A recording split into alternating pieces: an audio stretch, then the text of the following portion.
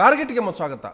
ಹಾಗಾದ್ರೆ ನಿಮ್ಮ bus stand ಯಾವುದು, ನೆಕ್ಸ್ಟ್ ಯಾವ ಬಸ್ ಹತ್ತೀರಿ ಅಂತ? ನಾನೇನು ಹುಡ್ಕುವಂಥದ್ದಲ್ಲ. ಈಗ ನೋಡಿ, ನಾನೇ ಕಟ್ಟಿದಂಥ ಮನೆ. ಬಿ ಜೆ ಪಿ ಅಂದರೆ ಅದೇನೋ ಒಂದು ಹೊಸದಾಗಿ ಪ್ರಾರಂಭ ಆಗಿದ್ದಂಥ ಪಕ್ಷಕ್ಕೆ ನಾನು ಆಮೇಲೆ ಹೋಗಿ ಸೇರಿಕೊಂಡದ್ದಲ್ಲ. ನಾನು ಭಾರತೀಯ ಜನಸಂಘದ ಕಾಲದಿಂದ ರಾಜಕೀಯವಾಗಿ ಸಕ್ರಿಯವಾಗಿದ್ದಂಥವನು. ಮುಂದೆ ಜನತಾ ಪಾರ್ಟಿ, ಅದಾದಮೇಲೆ 1980ರಲ್ಲಿ ಯಾವಾಗ ಭಾರತೀಯ ಜನತಾ ಪಾರ್ಟಿ ಸ್ಥಾಪನೆ ಆಯಿತು ಬಿ ಜೆ ಪಿ, ಆ ದಿವಸದಿಂದ ನಾನು ಆ ಪಕ್ಷದ ಕಾರ್ಯಕರ್ತ. ಆದರೆ ಇಂತಹ ಯಾವ ಸಣ್ಣ ಬುದ್ಧಿಯ ನಾಯಕರುಗಳು, ಸ್ವಾರ್ಥಿಗಳು, ಕುಟಿಲ ರಾಜಕಾರಣಿಗಳು, ಅವರ ಷಡ್ಯಂತ್ರದಿಂದ ನನ್ನಂಥವರಿಗೆ ಮಾತ್ರ ಮೋಸ ಆದದ್ದಲ್ಲ. ನೀವು ಸರಿಯಾಗಿ ಹೇಳಿದಿರಿ, ರಾಜ್ಯದ ಜನರಿಗೆ ಮೋಸ ಆಗಿದೆ. ನಾನು ಅದಕ್ಕಾಗಿ ನಿಮ್ಮ ಮೂಲಕ ಈ ಒಂದು ವೇದಿಕೆಯನ್ನು ಉಪಯೋಗ ಮಾಡಲಿಕ್ಕೆ ಬಯಸ್ತೇನೆ. ನಾನೊಂದು ಕರೆಯನ್ನು ಕೊಡ್ತೇನೆ ರಾಜ್ಯದ ಜನರಿಗೆ. ದಯಮಾಡಿ ಇಂಥ ನಾಯಕರುಗಳ ಸಕ್ಕರೆ ಮಾತಿಗೆ ಮರಳಾಗಬೇಡಿ. ದಯಮಾಡಿ ಅವರು ನಿಮ್ಮನ್ನು ದಾರಿ ತಪ್ಪಿಸುವಂಥ ಪ್ರಯತ್ನ ಏನು ಮಾಡ್ತಾ ಇದ್ದಾರೆ, ಅದರಿಂದ ದಾರಿ ತಪ್ಪಬೇಡಿ. ಸರಿಯಾದಂಥ ತೀರ್ಮಾನವನ್ನು ಲೋಕಸಭಾ ಚುನಾವಣೆಯಲ್ಲಿ ಕೊಡಿ. ಚುನಾವಣೆಯ ಮೂಲಕ ಅವರಿಗೂ ಒಂದು ಪಾಠ ಆಗಬೇಕು ಅಂತ. ಯಡಿಯೂರಪ್ಪಗೂ ಕೂಡ ಶಿವಮೊಗ್ಗದಲ್ಲಿ ಜನ ಅವ್ರ ವಿರುದ್ಧ ಓಟ್ ಹಾಕಿ ಅಂತ ಹೇಳ್ತೀರಿ. ನಾನು ಒಂದು ಪ್ರತ್ಯೇಕ ಪಕ್ಷ ಅಂತ ಆದಮೇಲೆ ನಾನು ಯಾಕೆ ಅವರ ಪರವಾಗಿ ವಾದ ಮಾಡಬೇಕು? ನಾನು ನನ್ನ ಪಕ್ಷದ ಪರವಾಗಿ ಯಡಿಯೂರಪ್ಪ ವಿರುದ್ಧ ಶಿವಮೊಗ್ಗದಲ್ಲಿ ಗೊತ್ತಿರುವ ನೀವು ಜೆಡಿಎಸ್ ಸೇರಿದ್ರೆ ಶಿವಮೊಗ್ಗದಲ್ಲಿ ಯಡಿಯೂರಪ್ಪ ವಿರುದ್ಧ ಪ್ರಚಾರ ಮಾಡ್ತೀರಿ. ನೋಡಿ, ನನಗೆ ವೈಯಕ್ತಿಕವಾದಂಥ ದ್ವೇಷ ಇಲ್ಲ. ಆದರೆ ಆ ಮಾನಸಿಕ ವ್ಯವಸ್ಥೆ ಏನಿದೆ ಅದರ ವಿರುದ್ಧ ನನಗೆ ರೋಷ ಇದೆ. ಆ ಮಾನಸಿಕ ವ್ಯವಸ್ಥೆ ವಿರುದ್ಧ ಸಿಡಿದೇಳಬೇಕು ಜನ ಅಂತ ನಾನು ಹೇಳುವಂಥವನು. ನಾನು ಜನತಾದಳ ಪಕ್ಷದ ಒಬ್ಬ ಕಾರ್ಯಕರ್ತನಾಗಿ ಸೇರಿಕೊಂಡ ಮೇಲೆ ಅಲ್ಲಿ ನಾನೊಬ್ಬ ಅಭ್ಯರ್ಥಿಯಾಗಿ ಸ್ಪರ್ಧೆ ಮಾಡುವಂಥ ಸಂದರ್ಭ ಬಂದದ್ದು ಹೌದು ಅಂತ ಆದರೆ ಖಂಡಿತವಾಗಿ ಶಿವಮೊಗ್ಗ ಕ್ಷೇತ್ರಕ್ಕೂ ನನಗೆ ಕರೆ ಬಂದರೆ, ಅವಶ್ಯಕತೆ ಇದ್ದರೆ ನಾನಲ್ಲಿ ಹೋಗ್ತೇನೆ. ಅಲ್ಲಿ ನಮ್ಮ ಪಕ್ಷದ ಅಭ್ಯರ್ಥಿ ಯಾರಿರ್ತಾರೆ ಅವ್ರ ಪರವಾಗಿ ನಾನು ಪ್ರಚಾರ ಮಾಡ್ತೇನೆ.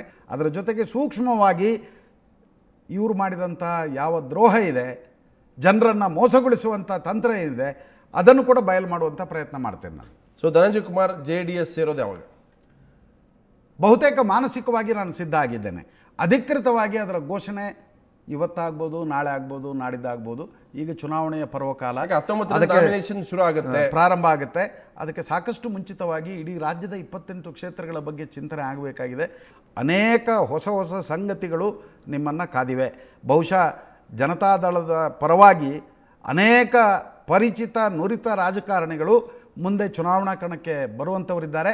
ಇಡೀ ರಾಜ್ಯದ ರಾಜಕೀಯ ಚಿತ್ರಣ ಬದಲಾಗುವಂಥ ಎಲ್ಲ ಲಕ್ಷಣಗಳು. ಟಿಕೆಟ್ ವಂಚಿತ ಕಾಂಗ್ರೆಸ್ ಹಿರಿಯ ನಾಯಕ ಜಾಫರ್ ಶರೀಫ್ ಕೂಡ JDSಗೆ ಬರ್ತಾರೆ ಅಂತ ಹೇಳ್ತೀರಿ. ಮಾಹಿತಿ ಪ್ರಕಾರ ಬಹುಶಃ ಒಂದು ಪ್ರಯತ್ನ ನಡೀತಾ ಇದೆ.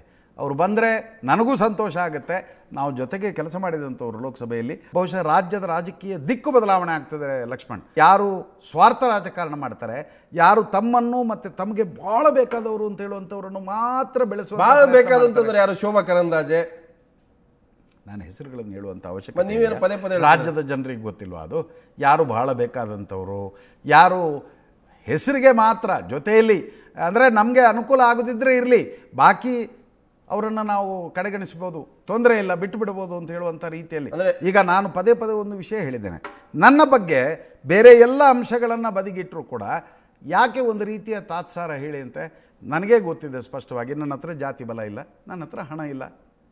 ಸೊ ಈ ಎರಡು ಕಾರಣಕ್ಕಾಗಿ, ಅಂದರೆ ಜಾತಿ ರಾಜಕಾರಣ ಮಾಡುವಂಥವ್ರು ನೀವು, ಬೇರೆಯವರಿಗೆ ಮಾತ್ರ ನೀವು ಜಾತಿ ರಾಜಕಾರಣ ಮಾಡ್ತೀರಿ ಅಂತ ಹೇಳ್ತಿದ್ರ. BJPಯ ಒಳಗಿನ ಸ್ಥಿತಿಯನ್ನು ನಾನು ಹೇಳ್ತಾ ಇದ್ರಿ. ನೀವು ಅವರು ಯಾರಿಗೆ ಕೊಡಿಸಿದ್ರು? ಗುರುಪಾದಪ್ಪ ನಾಗಮಾರ್ಪಲ್ಲಿ ಯಾರು? ಬಸವರಾಜ್ ಯಾರು? ಸ್ವತಃ ಯಡಿಯೂರಪ್ಪ ಸ್ಪರ್ಧೆ ಮಾಡ್ತಾ ಇದ್ದಾರೆ. ಇವರೆಲ್ಲ ಶಿವಕುಮಾರ್ ಉದಾಸಿ ಯಾರು? ಶೋಭಾ ಒಂದು ಅದರಲ್ಲಿ ಒಂದು ಅಪವಾದ. ಯಾಕೆ ಅದು? ಶೋಭಾನಿಗೆ ಯಾಕೆ ಟಿಕೆಟ್ ಕೊಡಿಸಿದ್ದಾರೆ ಅಂತ ಎಲ್ರಿಗೂ ಗೊತ್ತಿದೆ, ನಾನೇನು ಹೇಳಬೇಕು ಅಂತಿಲ್ಲ. ನಿಮ್ಗೆ ಗೊತ್ತಿದೆ ಅಲ್ವಾ? ನನಗೂ ಗೊತ್ತಿದೆ, ರಾಜ್ಯದ ಜನರಿಗೆ ಗೊತ್ತಿದೆ ರೀ. ನಾನು ನನ್ನ ಬಾಯಿಂದ ಯಾಕೆ ಅದನ್ನು ಹೇಳಿಸ್ತೀನಿ? ಮತ್ತೆ ಇದೇ ನೀವು ಹೇಳ್ತಾ ಇರೋ ದೇವೇಗೌಡರು ಪದೇ ಹೇಳ್ತಾ ಇದ್ರು. ನೀವು ದೇವೇಗೌಡರ ಜೊತೆ ಮಾತುಕತೆ ನಡೆಸಿದಿರಿ. ಹೌದು. ನನ್ನ ಮನೆಗೆ ಯಡಿಯೂರಪ್ಪನವರು ಶೋಭಾ ಕರಂದ್ಲಾಜೆ ಕಳಿಸಿದ್ರು, ನನ್ನ ಮಂತ್ರಿ ಮಾಡಿ ಅಂತ ಹೇಳಿ. ಅವಾಗೆಲ್ಲ ನೀವು ಸಮರ್ಥನೆ ಮಾಡ್ಕೊಂಡ್ರೆ ದೇವೇಗೌಡರು ಹೇಳಿದ್ ಸುಳ್ಳು, ರಾಜಕೀಯವಾಗಿ ಆರೋಪ ಮಾಡ್ತಾ ಇದ್ದಾರೆ. ನಾನು ಮಾತಾಡಿಲ್ಲ ಲಕ್ಷ್ಮಣ್, ಮಾಡಿಲ್ಲ. ನಾನೆಂದು ಮಾತಾಡಿಲ್ಲ ಅದರ ಬಗ್ಗೆ. ನಾನು ಮಾತಾಡಿಲ್ಲ. ಶೋಭಾ ಕರಂದ್ಲಾಜೆ ಹೋಗಿದ್ ನಿಜನಾ? ದೇವೇಗೌಡರ ಮನೆಗೆ ಶೋಭಾ ಕರಂದ್ಲಾಜೆ ಹೋಗಿದ್ ಹೇಳ್ತಾರೆ ಅಲ್ಲ. ಆದರೆ ನೋಡಿ, ಅವರ ಮಾತಿಗೆ ಒಂದು ರೀತಿಯಲ್ಲಿ ಪುಷ್ಟಿ ಬರುವಂಥ ದೃಷ್ಟಾಂತಗಳು ನಡೀತು. JDS ಜೊತೆಗೆ ಕೈ ಜೋಡಿಸಿ ಸರ್ಕಾರ ಮಾಡಿಲ್ವಾ BJP? ಇವತ್ತೇನು JDS ಬಗ್ಗೆ ಮಾತಾಡೋದು? ನಾಳೆ ಚುನಾವಣೆ ಆದಮೇಲೆ ಒಂದೊಮ್ಮೆ BJP ನೇತೃತ್ವದ ಕೂಟಕ್ಕೆ ಸರ್ಕಾರ ರಚನೆ ಮಾಡಲಿಕ್ಕೆ ಒಂದಷ್ಟು ಸಂಖ್ಯೆಯ ಸ್ಥಾನಗಳು ಕಡಿಮೆ ಆಗ್ತದೆ ಅಂತಿದ್ರೆ ಆಗ JDS ಆಗ್ತದೆ ಅವರಿಗೆ, ಮುಸ್ಲಿಂ ಲೀಗೂ ಆಗ್ತದೆ, ಯಾರನ್ನೂ ಸೇರಿಸಿಕೊಳ್ಳಿಕ್ಕೆ ತಯಾರಾಗ್ತಾರೆ. ಮುಸ್ಲಿಂ ಲೀಗ್ ಬಿಜೆಪಿ ನೀವು ನೋಡ್ತಾ ಇರಿ ಮುಂದಿನ ದಿವಸಗಳಲ್ಲಿ. ಇದು ರಾಜಕೀಯ ಬಣ್ಣ. ಇದನ್ನು ರಾಜ್ಯದ ಜನ ಇವತ್ತು ತೀರ್ಮಾನ ಮಾಡಬೇಕು. ಪ್ರಹ್ಲಾದ್ ಜೋಶಿ ನಮ್ಮ ಪದೇ ಪದೇ ಮುಸ್ಲಿಮರ ಬಗ್ಗೆ, ಮುಸ್ಲಿಮರನ್ನು ಓಲೈಸುವಂತ ಮಾತುಗಳನ್ನ ಬಿಜೆಪಿಯವರು ಸಹಿತ ವೇದಿಕೆಗಳಿಂದ ಯಾಕೆ ಹೇಳ್ಬೇಕು? ಕ್ಷಮೆ ಕೇಳಿದ್ರೆ ರಾಜನಾಥ್ ಸಿಂಗ್ ಕ್ಷಮೆ ಕೇಳಿದ್ರಲ್ಲ, ಅಯೋಧ್ಯೆ ವಿಷಯ ಮರೆತು ಬಿಡಿ ಅಂತ ಹೇಳಿಲ್ವಾ? ಮುಸಲ್ಮಾನರ ಕ್ಷಮೆ ಕೇಳ್ತೇವೆ ಅಂತ ಹೇಳಿಲ್ವಾ? ನರೇಂದ್ರ ಮೋದಿ ಅವರು ಹೇಳಿಲ್ವಾ? ಬಿಜೆಪಿ ಒಬ್ಬರು ಕೂಡ ಅಲ್ಪಸಂಖ್ಯಾತರಿಗೆ ಯಾಕೆ ಇಲ್ಲಿ ಸ್ಥಾನ ಕೊಡಲಿಲ್ಲ? ನಾನು ಪ್ರತಿನಿಧಿಸ್ತಾ ಇರುವಂಥ, ನಾನು ಸೇರಿದಂಥ ಕೋಮನ್ನು ಸೇರಿ ನಾವು ಜೈನರು ಕೂಡ ಇವತ್ತು ಅಲ್ಪಸಂಖ್ಯಾತರು. ಇದನ್ನು ಕೇಂದ್ರ ಸರ್ಕಾರ ಘೋಷಣೆ ಮಾಡಿದೆ. ಮೊನ್ನೆ ರಾಷ್ಟ್ರೀಯ ಸ್ವಯಂ ಸೇವಕ ಸಂಘದ ಹೇಳಿಕೆ ಬಂತು. ಏನು ಬಂತು? ನಾವು ಇದನ್ನು ಆಕ್ಷೇಪ ಮಾಡ್ತೇವೆ. ಯಾಕೆ? ಯಾವುದೋ ಒಂದು ನೆರವು ಸಿಗ್ತದಂತೆ ಅದಕ್ಕೆ ನಿಮಗೆ ಹೊಟ್ಟೆ ನೋವ, ಅದಕ್ಕೆ ನಿಮಗೆ ಆಕ್ಷೇಪವ? ನಮ್ಮ ದೇಶದ ಸಂವಿಧಾನ, ಅದನ್ನು ಯಾರು ಬ್ರಿಟಿಷರು ಬರೆದು ಇಟ್ಟು ಹೋದದಲ್ಲ, ನಾವೇ ಮಾಡಿಕೊಂಡಂಥ ಸಂವಿಧಾನ. ಅಲ್ಲಿ ಹಿಂದೂ, ಮುಸಲ್ಮಾನ್, ಕ್ರೈಸ್ತ, ಜೈನ, ಪಾರ್ಸಿ, ಸಿಖ್, ಬೌದ್ಧ ಯಾಕೆ ಪ್ರತ್ಯೇಕ ಉಲ್ಲೇಖ ಇದೆ ಹೇಳಿ? ಅಂದರೆ ನಾವೆಲ್ಲ ಪ್ರತ್ಯೇಕ ನಾನು ಯಾರನ್ನು ಒಡೆದಾಳಬೇಕು ಅಥವಾ ಬೇರೆ ಬೇರೆ ಮಾಡಬೇಕು ಉದ್ದೇಶದಿಂದ ಹೇಳ್ತಾ ಇಲ್ಲ. ಆದರೆ ವಾಸ್ತವಿಕತೆ ಇದ್ದದನ್ನು ಮರಿಬಾರ್ದು. ನೀವು ಯಾರಿಗೋ ಪ್ರಯೋಜನ ಸಿಗುತ್ತೆ ಅಂತ ನೀವು ಯಾವ ಸಿದ್ಧಾಂತವನ್ನು ನಂಬಿಕೊಂಡು ಬಂದಿದ್ರಿ? ರಾಷ್ಟ್ರೀಯತೆ ಬೇಸರ ಆಗಿದೆ ನನಗೆ, ಖಂಡಿತ ಬಹಳ ಬೇಸರ ಆಗಿದೆ. ನಿಮ್ಮ ಈ ಧೋರಣೆ ಸರಿಯಲ್ಲ ಅಂತ ಬಲಾತ್ಕಾರವಾಗಿ ಎಲ್ಲರನ್ನು ಕೂಡ ನೀವೆಲ್ಲ ಒಂದೇ ಅಂತೇಳಿ ಯಾಕೆ ಅಂದ್ರೆ ಈ ದೇಶದ ಜಾತ್ಯತೀತ ಒಂದು ಫ್ಯಾಬ್ರಿಕ್ ಇದೆಯಲ್ಲ, ಅದನ್ನು ಹೊಡೆಯಕ್ಕಾಗಲ್ಲ ಅಂತ ಹೇಳ್ತೀರಿ? ಖಂಡಿತ ಆಗುದಿಲ್ಲ. ನಾವೆಲ್ಲ ಒಂದಾಗಿ ಒಟ್ಟಾಗಿ, ಸ್ವಾಮಿ ಇದು ಈ ದೇಶ ನಿಮ್ಮದೇ ಆಸ್ತಿ ಏನಲ್ಲ, ನಾವೆಲ್ಲರೂ ಕೂಡ ಇದೇ ದೇಶದಲ್ಲಿ ಹುಟ್ಟಿ ಬೆಳೆದಂಥವ್ರು. ಬಹುಶಃ ನಿಮಗಿಂತ ಹೆಚ್ಚು ನಾವು ಈ ದೇಶವನ್ನು ಪ್ರೀತಿ ಮಾಡ್ತಾರೆ. ಹಿಂದೂ ಅಂದ್ರೆ ಆಗೋದಿಲ್ಲ, ಖಂಡಿತ ಆಗೋದಿಲ್ಲ. ನಾನು ಯಾವುದೇ ಧರ್ಮದ ಬಗ್ಗೆ ಮಾತಾಡ್ಲಿಕ್ಕೆ ಹೋಗುದಿಲ್ಲ. ಎಲ್ಲರೂ ಸೇರಿದ್ರೆ ಈ ರಾಷ್ಟ್ರ ಅದು. ಕೋಮು ಭಾವನೆ ಕೆರಳಿಸುವಂಥದ್ದು ಆಗಬಾರ್ದು. ನೀವು ಅವಾಗ ಅಲ್ಲೇ ಇದ್ದಿರಲ್ಲ, ಈಗೇನು ಮಾತಾಡ್ತಾ ಇದ್ರಿ? ನಾನು ಆಗಲೂ ಈ ಮಾತನ್ನು ಹೇಳಿದ್ದೆ, ನಾನು ಇದನ್ನು ಒಪ್ಪುವುದಿಲ್ಲ ಅಂತ. ನೋಡಿ, ಒಂದು ದೃಷ್ಟಿಯಲ್ಲಿ ಧನಂಜಯ ಕುಮಾರ್ ಕಡೆಗಣನೆಗೆ ಇದೂ ಒಂದು ಕಾರಣ. ನನ್ನ ಈ ಧೋರಣೆ, ಧನಂಜಯ ಕುಮಾರ್ ಕೋಮುವಾದಿ ಅಲ್ಲ, ಖಂಡಿತ ಅಲ್ಲ, ಎಂದೂ ಅಲ್ಲ. ಅದಕ್ಕೆ ಜೀವಂತ ಸಾಕ್ಷಿ ಇದೆ. ನಾನು ಆಗದೇ ಇರೋದಕ್ಕೆ ನೀವು ರಾಜಕೀಯ ಬಲಿಯಾದ್ರ ಅದು ಒಂದು ಕಾರಣ ಅಂತ ಹೇಳಿದೆ. ನಾನು 16 ವರ್ಷಗಳಷ್ಟು ದೀರ್ಘಕಾಲ ನಾನು ಕೊಡಗು ಮಂಗಳೂರಿನ ಕ್ಷೇತ್ರದ ಪ್ರತಿನಿಧಿಯಾಗಿ ಕೆಲಸ ಮಾಡುವಾಗ ಇವತ್ತು ಕೂಡ ಹೆಮ್ಮೆಯಿಂದ ಹೇಳಬಲ್ಲೆ, ಒಬ್ಬನೇ ಒಬ್ಬ ಅಲ್ಪಸಂಖ್ಯಾತನ ಒಂದು ಕೂದಲು ಕೊಂಕಲಿಕ್ಕೆ ನಾನು ಬಿಡಲಿಲ್ಲ. ನಾನು ಪ್ರಮುಖ ಪಾತ್ರ ನಿರ್ವಹಣೆ ಮಾಡ್ತಾ ಇದ್ದೆ. ಕೋಮು ಸೌಹಾರ್ದತೆ ಇರಬೇಕು, ಸಾಮರಸ್ಯ ಇರಬೇಕು, ಜೀವನದಲ್ಲಿ ಯಶಸ್ಸು ಕಾಣಬೇಕು ಅಂತಿದ್ರೆ ಯಾರಾದರೂ ಈ ರೀತಿಯ ಶಾಂತಿ ಸುವ್ಯವಸ್ಥೆ. ಈಗ ನೋಡಿ ಅಲ್ಲಿ ಮಂಗಳೂರಿನಲ್ಲಿ ಏನೆಲ್ಲ ನಡೀತದೆ. ಮೊನ್ನೆ ಕೂಡ ಗಲಭೆ ನಡೀತು. ಯಾಕೆ? ಅದು ಕೂಡ ಚುನಾವಣೆ ಬರ್ತದೆ ಅಂತ ಹೇಳುವಂಥ ಸಂದರ್ಭದಲ್ಲೇ ಉದ್ದೇಶಪೂರ್ವಕವಾಗಿ ಈ ರೀತಿಯಲ್ಲಿ ಮಾಡುವಂಥದ್ದು. ನಾನು ಮುಂದೆ ಸೇರ್ತಾ ಇರುವಂಥ ಜನತಾದಳ ಪಕ್ಷ ಜಾತ್ಯತೀತ ಜನತಾದಳ ಅಂತ ಹೆಸರು ಕೂಡ ಇದೆ. ನಮ್ಮ ಒಂದು ಸಿದ್ಧಾಂತ ಅದೇನೆ, ಕೋಮು ಸಾಮರಸ್ಯ ಇರಬೇಕು, ಎಲ್ರಿಗೂ ಸಮಾನವಾದಂಥ ಗೌರವ ಇರಬೇಕು, ಎಲ್ಲರೂ ಒಂದಾಗಿರ್ಬೇಕು, ನಾವೆಲ್ಲ ಭಾರತೀಯರು. ಯಾಕೆ ಪದೇ ಪದೇ ಶಬ್ದ ಹಿಂದೂ ಅಂತ ಉಪಯೋಗ ಮಾಡ್ತೀರಿ? ನಿಮಗೆ ಭಾರತೀಯರು ಅಂತ ಹೇಳುವಂಥ ಶಬ್ದ ಪಥ್ಯ ಆಗೋದಿಲ್ವಾ? ಆ ಭಾರತೀಯರು ಅಂತ ಹೇಳುವಂಥ ಶಬ್ದದಲ್ಲಿ ಎಲ್ಲರೂ ಬರೋದಿಲ್ವಾ? ಭಾರತ ಬಿಜೆಪಿಗೆ ಒಂದು ರೀತಿ ಉಪನ್ಯಾಸ ಮಾಡ್ತಾ ಇದ್ದೀರಿ ನೀವು. ಅವ್ರು ಕಲ್ತ್ಕೊಂಡ್ರೆ ಒಳ್ಳೇದು. ಚಿಕ್ಕಮಗಳೂರು ಉಡುಪಿ ಕ್ಷೇತ್ರದ JDS ಅಭ್ಯರ್ಥಿಯಾಗಿ ತಾವು ನಿಲ್ತೀರಾ, ನಿಲ್ಲಲ್ವಾ?